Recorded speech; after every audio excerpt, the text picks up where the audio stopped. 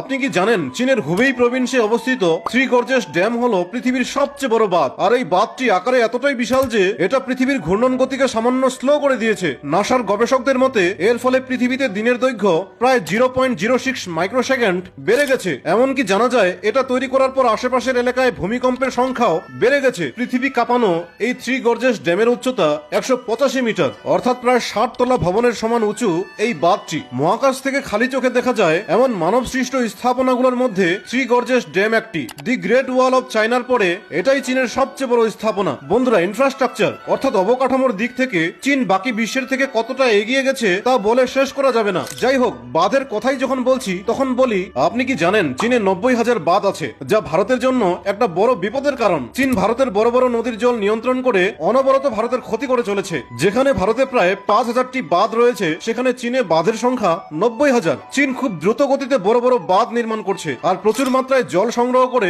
বিপুল পরিমাণ বিদ্যুৎ তৈরি করছে। চীন তার প্রতিবেশী দেশ ভারত, মিয়ানমার ও থাইল্যান্ডে যখন খুশি বন্যা পরিস্থিতি তৈরি করতে পারে। এমনকি চীন প্রতি বছর ভারতের দিকে প্রচুর পরিমাণে জল ছাড়ে, যার জেরে আসামের মতো রাজ্যগুলোকে ব্যাপক ক্ষতির মুখে পড়তে হচ্ছে।